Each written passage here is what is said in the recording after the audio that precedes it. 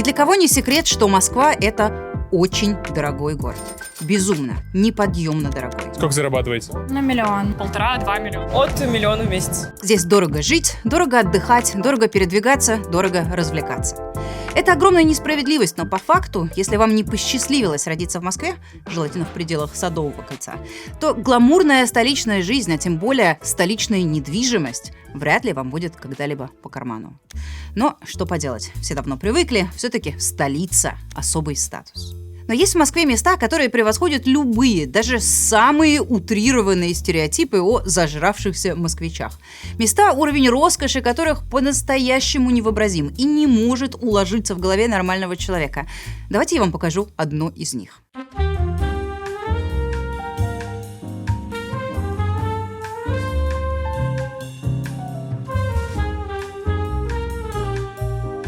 Здесь дух империи, дух власти. Тут свой плейлист и даже свой аромат. Вы же чувствуете? У нас такой тут некий бритиш стайл в 300 метрах от въезда в Кремль. Вот тут, прямо напротив Кремля, оказывается, можно жить. Жилой комплекс «Золотой», построенный здесь недавно, неправильно назвать просто элитным. Это нечто большее. Террасой с прямым, ничем не перекрываемым видом на башню Кремля, на Большой Кремлевский дворец, на Архангельский собор, прямо на набережной Москвы-реки. Тут на закрытой территории есть собственный огромный спа-центр, фитнес-зал, общественные гостиные для встреч, двухуровневая библиотека, сигарная комната, отделанные мрамором и хрусталем подъезды, в которых вас ждет личный VIP-консьерж. Этот человек исполняет любые желания. Он встретит ваших гостей, поможет забронировать ресторан или сервировать стол. Он принесет еду, организует любой праздник и будет ухаживать за вашими домашними животными. Настоящий консьерж-сервис, он может быть в каких-то очень нетривиальных задачах. Например, спланировать путешествие на воздушном шаре или лучше на МиГ-29. Сами здания спроектированы так, что в них есть специальные сервисные коридоры, чтобы обслуживающий персонал никогда не пересекался с жильцами и не нарушал их покой. Здесь даже есть арт-куратор подъезда. Специальный менеджер, который выбирает картины на стены, каждые 2 недели ставит в вазы новые живые цветы, занимается подборкой музыкального плейлиста и аромата подъезда. Да, это такие аккуратные древесные ноты. В основе фиалка очень деликатная и немного кашемира. Кто может позволить себе здесь жить? Олигарх какой-то или супербогатый бизнесмен или звезда, скажете вы, ведь цены здесь соответствующие. За 2,5 миллиона рублей вы сможете себе купить однушку в Самаре или двушку в Оренбурге, а тут в Золотом. Этого хватит лишь на 1 квадратный метр. Это меньше, чем площадь стола, за которым я сейчас сижу. Вы хотите скандал устроить, нет? На сегодня я познакомлю вас с одним из счастливчиков, которому удалось купить даже не 1, а 2 соседние квартиры тут и объединить их в одну гигантскую. С человеком, который может ежедневно наслаждаться VIP-консьержем, сигарной комнатой и нотками запаха кашемира в подъезде. Знакомьтесь, это Миша. Это не старая детская фотография, это то, как он выглядит. Миша стал собственником 304-метровой квартиры в Золотом, когда ему было 10 месяцев. И пока другие дети учились произносить свои первые слова «мама», «папа», Миша был озабочен походами к нотариусу, договорами купли-продажи и справками БТИ. Оценить Мишину квартиру в ЖК «Золотой» можно в 760 миллионов рублей. Откуда у младенца Миши могут быть деньги на покупку недвижимости в одном из самых дорогих домов Москвы? Это не странно? Может быть, Миша наследник олигарха или банкира? Или он как-то очень удачно инвестировал свой материнский капитал? Нет, друзья. Фамилия Миши – Краснов. И он сын генерального прокурора России Игоря Краснова. В профессии прокурора неизменно востребованы неравнодушие, порядочность, принципиальность и уважение к закону. Откуда у главного блюстителя закона в стране, главного борца с преступниками и коррупционерами оказались миллиарды на покупку этой и другой суперэлитной недвижимости? Прекрасный вопрос. И я сегодня вам на него отвечу. Верхняя палата за вас проголосует завтра. Путин назначил Игоря Краснова генеральным прокурором в 2020 году. До него 14 лет подряд прокуратуру возглавлял Юрий Чайка. Абсолютно отчаянный и бесстыжий коррупционер, который крышевал бандитов, включая банду Цапков, владел шикарными домами на Рублевке, гостиницей и виллой в Греции, особняком в Швейцарии. Мы делали про него и его семью расследования в 2015 году. Обязательно пересмотрите. И вот, вместо несменяемого бандита Чайки 5 лет назад приходит никому неизвестный, несистемный, тихий и скромный Игорь Краснов, который до этого работал в Следственном комитете и расследовал самые резонансные дела. Убийство Немцова, убийство адвоката Маркелова и журналистки Бабуровой, хищение на космодроме Восточный, дело Улюкаева, по которому тот сел, дела бывших губернаторов Хорошавина, Гайзера и Белыха. От наших с вами действий зависит вера людей в справедливость. Краснову сразу начали петь дифирамбы в СМИ. Все на одну и ту же тему. Краснов такой честный следователь, такой профессионал, он фанат своего дела, он трудоголик, и главное, у него ни гроша за душой, ни дворцов, ни зарубежной недвижимости, ни сыновей бандитов, как у прошлого прокурора Чайки. Огромный контраст. И на самом деле это так и выглядело. Если взглянуть на старую декларацию Краснова, то мы не увидим там ничего из того, что привыкли видеть у путинских коррупционеров. Вот за 2015 год Краснов уже руководитель Главного управления по расследованию особо важных дел в Следственном комитете. Это очень высокая должность. А в собственности простенькая однушка, 40 метров в Подмосковье. Сам живет с ребенком и женой в ее тоже относительно небольшой квартирке в профессорском корпусе МГУ. Там преподавал ее отец. У него зарплата 200 тысяч, у нее 70. В семье даже нет автомобиля. Жена выглядит крайне скромно, обычно, никакого тяжелого люкса, как мы привыкли. В 2017 году они вообще разводятся, и остается только его доход. Идеальная картинка, правда? Идеальная настолько, что всего пару лет назад даже «Новая газета», уже изгнанная из России, восхваляет Краснова. Талантливый и грамотный, вдумчивый, умный, без опломба, профессиональный сыщик, который доводил расследование до конца, как уже давно не делают, потому что не умеют. А он умел и делал. Этого невозможно было бы добиться без сплоченности нашего большого коллектива. Ну, давайте теперь и мы с вами доведем это расследование до конца. Посмотрим, как они любят с бывшим начальником под лупой, что там происходит с нашим грамотным, вдумчивым и умным генеральным прокурором. Поможет нам в этом его бывшая формально жена. Ее зовут Анна Краснова. Ей сейчас всего 35 лет. Начнем с самого важного. Развод Красновых был фиктивным. На это указывает множество факторов, начиная от того, что они продолжили путешествовать и жить вместе уже после развода, заканчивая тем, что она оставила его фамилию, и он продолжает носить обручальное кольцо. Хотя нет, заканчивая все-таки тем, что у них в 2023 году родился сын Миша, тот самый, с которым мы уже познакомились. Фиктивный развод – это самый простой и легкий способ коррумпированному чиновнику спрятать наворованное. Нет жены, значит, не надо декларировать ее доходы и собственность, то есть она как бы чужой тебе человек, и ты никакой ответственности не несешь. Да, нам было нелегко, но приобретенный опыт бесценен. И вот так банально наш генеральный прокурор нас всех и провел. Смотрите, буквально, было-стало. Вот жена Краснова в начале 10-х годов. Живет с мужем и дочкой в квартире 60 метров. Учится, подрабатывает репетитором по обществознанию. Берет 750 рублей за академический час.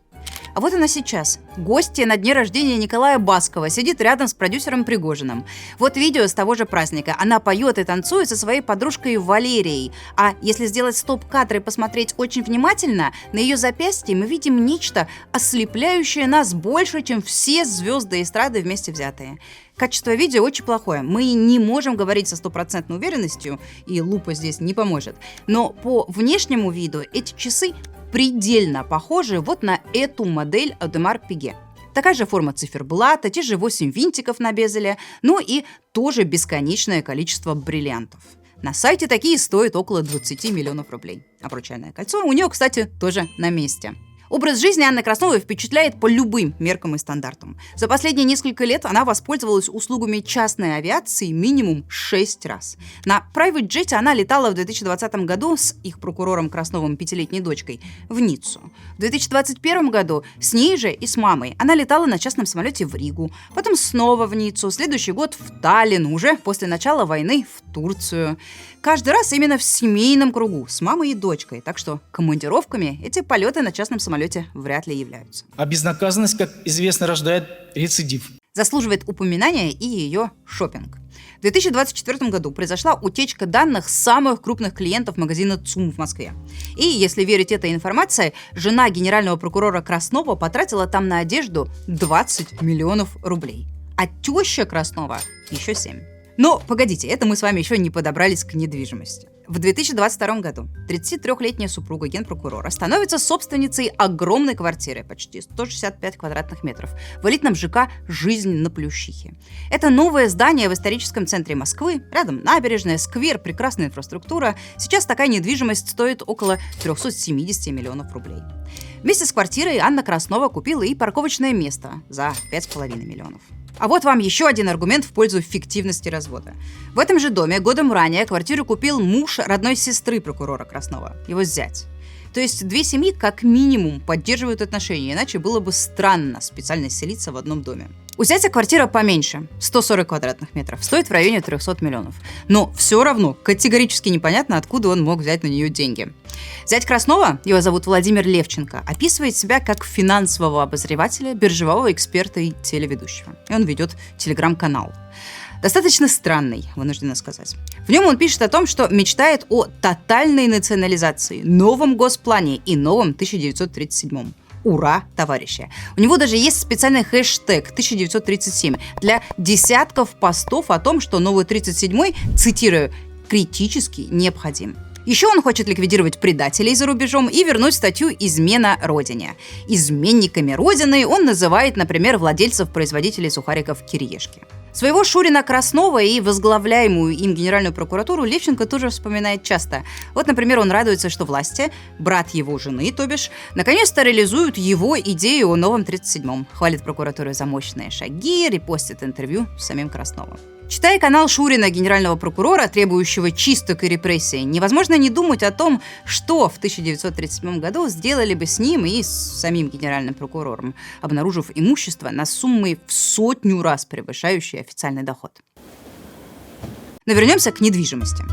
Судя по всему, за 1,5 года жизни в элитном доме на Плющихе Анна Краснова перерастает этот уровень элитности и покупает 2 новые квартиры в том самом ЖК «Золотой» напротив Кремля. Как мы уже знаем, их оформляют на 10-месячного сына Красновых. Куплено и 2 парковочных места уже на имя самой Анны Красновой. Она заплатила за них почти 14 миллионов рублей. Итого, за последние 3 года семья генерального прокурора, его жена, сын и Шурин, приобрели недвижимости на почти 1,5 миллиарда рублей. Да, к сожалению, вот она произошла. А еще говорят, что россияне во время войны обеднели. Ну, видите, не все обеднели. Семья генерального прокурора, наоборот, скупает самую элитную и самую дорогую недвижимость. Если взять среднестатистического россиянина с зарплатой, скажем, 70 тысяч рублей в месяц, теоретически он тоже мог бы позволить себе такой же образ жизни, как у семьи генерального прокурора. Правда, ему бы пришлось работать и откладывать всю свою зарплату примерно 1726 лет. Это немало. Но как это получилось у семьи генпрокурора? Очень просто. Помогли взятки. Прокурора Краснова взяли на содержание олигархи. Прямо как в лихих 90-х, когда члены ОПГ платили 2-ю зарплату ментам, чтобы те их крышевали, только с оговоркой на наши дни. Чемоданы с наличными больше не нужны. Гораздо проще оформить в штат, то есть платить зарплату жене прокурора, с которой он для отвода глаз формально разведется. Чтобы не было так называемого коррупциогенного фактора. В конце 2015 года подрабатывающая репетитором выпускница Московского университета МВД Анна Краснова получает должность в лесопромышленном холдинге «Сигежи Групп». Он входит в АФК «Система» олигарха Владимира Евтушенкова. В корпоративных отчетах Краснова Анна Николаевна значится не стажеркой и не ассистенткой, а директором по безопасности западных активов. Но на тот момент Владимир Евтушенков нуждается в защите себя самого гораздо больше, чем в защите каких-либо иностранных активов. Против него уже несколько лет расследуется дело о незаконной приватизации нефтяной компании «Башнефть». Сегодня ему предъявлено обвинение в хищении ценных бумаг и в отмывании денежных средств. Обыски, выемки, все дела. Олигарх Евтушенков был задержан и провел несколько месяцев под домашним арестом. Башнефть у него в результате отжали, но следствие не прекращалось. И только в начале 2016 года дело закрыли. Следователи по особо важным делам, видимо, передумали, или как-то переосознали ситуацию, пришли к выводу, что Евтушенков невиновен и вообще состава преступления нет. Что расследовали, зачем сажали, непонятно. Некоторые системы вообще не работают. Новым начальником следователей по особо важным делам тогда, так уж совпало, был назначен как раз Игорь Краснов. По информации расследователей из проекта, за время работы на Евтушенкова Анна Краснова получила примерно 22 миллиона рублей. Но это только начало. Когда Краснова назначили генпрокурором, зарплата его жены начала расти астрономически. Она перешла работать в НТК, новую технологическую компанию. Это фирма бывших топ-менеджеров Лукойла, инвестирует в морские порты и терминалы для перевалки нефтепродуктов. Об одном из хозяев этой компании вы могли слышать в новостях. Это Александр Субботин. Он в 2022 году умер, как пишут, во время проведения какого-то странного обряда с шаманом. Но Краснова тогда уже успела сменить работу, получив 15 миллионов рублей за 1,5 года в НТК, и нашла себе новых олигархов, которые теперь платят ей еще больше. С марта 2021 года Анна Краснова – вице-президент Трансмашхолдинга, принадлежащего одним из самых могущественных и самых богатых олигархов страны, выходцам из оргпреступности Андрею Бокуреву и Искандару Махмудову. 32-летней на тот момент Анне Красновой в Трансмашхолдинге назначили зарплату 3,5 миллиона рублей в месяц. Это все безумные деньги. Но, кстати, что интересно, их все равно бы не хватило на покупку всей той недвижимости, что приобрела Краснова. Надо проверить. Еще один источник дохода их семьи – это теща генерального прокурора. Как часто бывает в наших историях, к 60 годам она вдруг решила заняться бизнесом. Сначала торговлей топливом и химическими продуктами, а потом логистикой. Фирма Warehouse Complex, которую переписали на тещу Краснова, стала крупным партнером башкирской содовой компании, которую в 2021 году, по иску Генеральной прокуратуры, отобрали у прошлых собственников, национализировали, а потом отдали другу Путина Аркадию Ротенбергу. Никакой деприватизации нет и не существует. Судя по бухгалтерской отчетности, теща генпрокурора Краснова оказалась очень талантливой бизнес-леди. Такими успехами в новом бизнесе мало кто может похвастаться. За последние 1,5 года чистая прибыль ее компании составила 300 с лишним миллионов рублей. Но вот незадача. Даже если суммировать это все с зарплатой ее дочери, этого все равно не хватило бы на всю ту недвижимость, которую они накупили. Мы все это проверим, сейчас посмотрим. То, что российские правоохранительные органы при Путине коррумпированы насквозь и полностью, это не новость. У нас в какого главу силового ведомства не плюнь, одни миллиардеры. И честный следователь Краснов, который в Следственном комитете отвечал за самые громкие антикоррупционные расследования, а потом, будучи прокурором, требовал сформировать в обществе атмосферу нетерпимости к взяткам и откатам. Любые коррупционные проявления, в отношениях которых требуется создать атмосферу нетерпимости. Вот сюрприз, он тоже оказался коррупционером. Так устроена путинская система. Рука руку моет, и все повязаны общими преступлениями. Одни воруют, другие помогают воровать, третьи прикрывают, а потом и сами воруют. И так по кругу. Самое главное, огорчительно, что никто ничего не делает. Но мне кажется, будет неправильно, если генпрокурор Краснов войдет в историю просто как жулик и коррупционер. Преступление его страшнее, чем воровство, за которое можно посадить в тюрьму, конфисковать имущество и в конце концов вернуть украденное. А есть вещи необратимые. Игорь Краснов и в должности заместителя руководителя Следственного комитета, и в должности генерального прокурора обеспечивал Путину юридическую базу под самые страшные политические репрессии. Он, Игорь Краснов, лично реализовывал план Путина по полной зачистке любого инакомыслия и подавлению любого протеста. Его, Игоря Краснова, подпись стоит под абсолютно незаконным делом против ФБК, штабов Навального и самого Алексея Навального. Это он, Игорь Краснов, сформировал следственные группы, назначил 100 следователей, которые по всей стране проводили обыски, изымали технику, громили наши офисы и сажали абсолютно невиновных людей. Как генеральный прокурор он несет ответственность за то, что Алексея Навального посадили по делу, которого вообще не должно было существовать. Из-за отсутствия расследования отравления Навального в 2020 году он, прокурор Краснов, несет полную юридическую ответственность. Из-за отсутствия дела по убийству Навального в 2024 году тоже несет.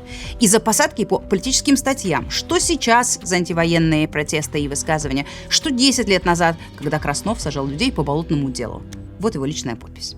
Но, безусловно, это трагедия, которая повлияла на судьбы многих людей. Уничтожение независимых СМИ, которые мешали Путину захватывать власть, это тоже Краснов и тоже Генпрокуратура. Это он признал нежелательными и запретил телеканал «Дождь», изданию «Медуза», издание «Проект», «Инсайдер» и «Новую газету». Краснов гордится этим, хвастается показателями. Посмотрите, какие мы молодцы. Заблокировали аж 81 иностранное СМИ. Отрадно, что их доверие к прокурорам возрастает. Краснов лично, своей рукой подписал иск против «Мемориала», старейшей правозащитной организации, которая занимается исследованием сталинских репрессий. Краснов ликвидировал, уничтожил «Мемориал». Это главное преступление Краснова и то, кем он должен остаться в истории. Человеком, который обеспечил систематические, массовые, жестокие репрессии под прикрытием закона. Своими подписями превратил желание Путина в реальные уголовные дела, в посадки и в убийства. Ну и обогатился на этом. Это все искажение информации. Игорь Краснов вот-вот, буквально на днях, перестанет быть генеральным прокурором. Этот этап его жизни окончен, но начинается новый. Он единственный кандидат на должность главы Верховного суда Российской Федерации. То есть он уже точно станет главным в стране судьей, последней инстанцией, решающей, что законно, а что нет. Ну и вроде как самым беспристрастным и объективным человеком, ведь в этом, по идее, суть Верховного суда. Сейчас кандидатура Краснова будет формально рассматриваться и утверждаться, но я не сомневаюсь, что назначение произойдет. Верховный суд, как и другие ведомства типа Следственного комитета, и ФСБ, и МВД, может возглавлять лишь сверхлояльный лично Путину человек. 32 года это был бессменный и продажный судья Лебедев. Нравится оно кому-то или не нравится. Потом он умер, и Путин назначил Ирину Подносову, собственную однокурсницу. Но и она умерла. И вот теперь будет Краснов, который с Путиным хоть и не учился, но доказал свою верность ему поступками, готовностью брать под козырек и облачать преступления в легальную, законную форму. Это нормальная практика, здесь нет ничего необычного. Я надеюсь, что наша сегодняшняя история наглядно показала и убедила вас в том, что нет в путинской системе никаких хороших парней. Что вся эта история про следака бессеребренника, фанатичного профессионала и сыщика оказалась фальшивкой. Все они абсолютно одинаковые на самом деле. Что Чайка, что Бастрыкин, что Краснов. Бессовестные, проворовавшиеся, коррумпированные, продавшие себя олигархам и Путину. У путинской системы просто нет шансов на исправление. Даже самые лучшие ее представители, те, кто должен охранять нас от преступлений, на самом деле сами являются преступниками. И это абсурд. И так быть не должно. Мы все в опасности, пока такие люди, как Краснов, являются главными блюстителями закона в стране. А чтобы это изменилось, нужно, чтобы не было Путина. Чтобы гнилая система, которую он выстроил, была снесена целиком и перестроена. Путем реформ, в первую очередь судебной, путем иллюстраций, путем долгой и бескомпромиссной работы. Давайте делать все, чтобы приближать этот день. Если вам известно что-то о других преступлениях Краснова или других путинских чиновников, свяжитесь с нами обязательно. Это можно сделать анонимно. Поддерживайте работу ФБК, чтобы таких расследований выходило больше. Ну и подписывайтесь, конечно, на этот канал. Здесь говорят правду.